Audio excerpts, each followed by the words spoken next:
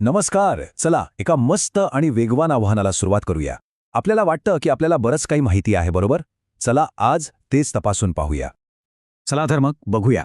या छोट्याशा प्रश्नमंजुषेतून काही चकित करणाऱ्या गोष्टी समोर येऊ शकतात.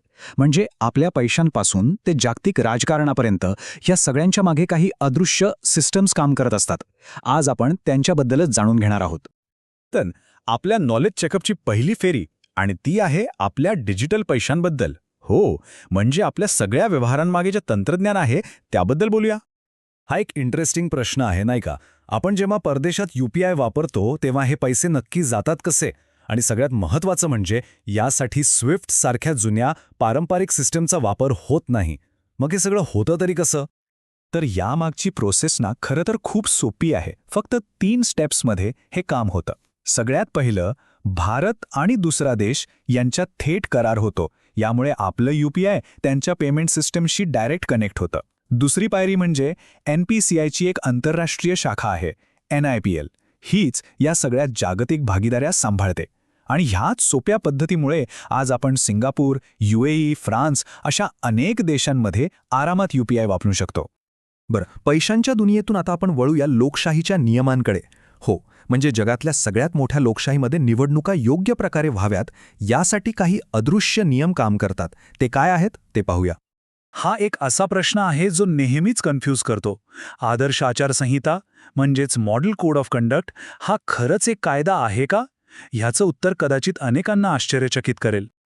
तर खरी गोष्ट अशी आहे की आदर्श आचारसंहिता हा काही कायदा नाहीये, नाही, अजिबात नाही. ही फक्त काही मार्गदर्शक तत्त्व आहेत, म्हणजे गाईडलाईन्स, ज्या निवडणूक आयोगाने सगळ्या राजकीय पक्षांशी बोलून ठरवले आहेत.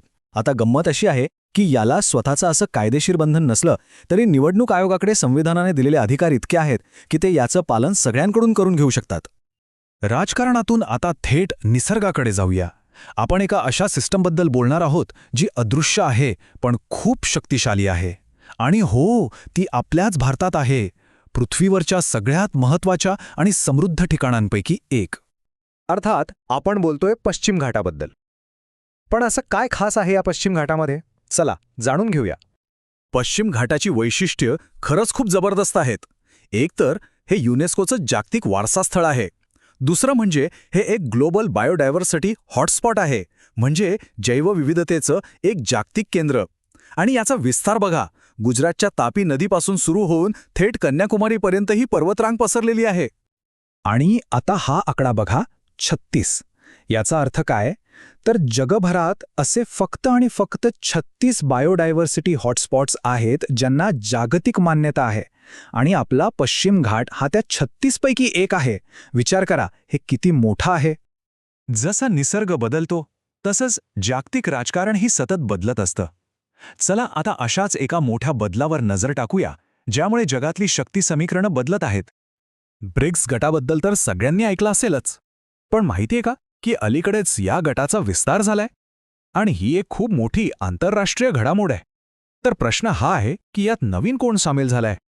तर 2024मध्ये एक मोठा बदल झाला. जे मूळ 5 सदस्य होते, ब्राझील, रशिया, भारत, चीन आणि दक्षिण आफ्रिका, त्यांच्यासोबत आता इराण, UAE, इजिप्त आणि इथिओपिया हे 4 नवीन देश जोडले गेले आहेत. आणि या विस्तारामुळे झालंय काय? तर ब्रिक्स गट आता जगातल्या तब्बल 45% लोकसंख्येचं प्रतिनिधित्व करतो. म्हणजे जवळजवळ निम्मं जग.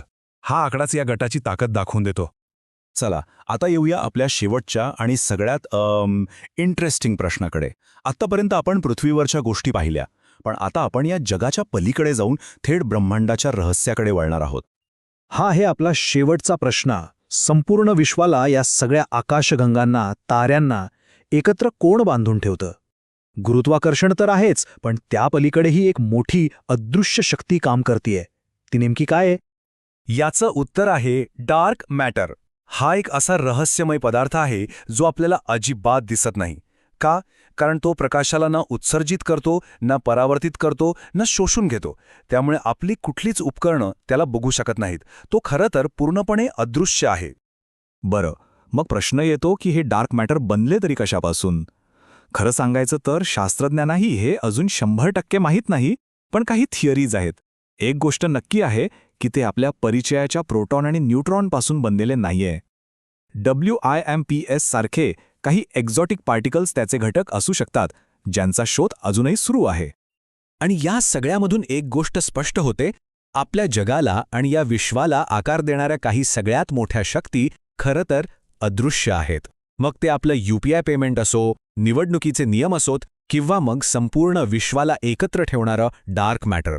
म्हणून जे डोळ्यांना दिसत नाही त्याच्याही पलीकडे जाऊन सत्य शोधण्याची आपली जिज्ञासा आपण नेहमीच जागी ठेवली पाहिजे.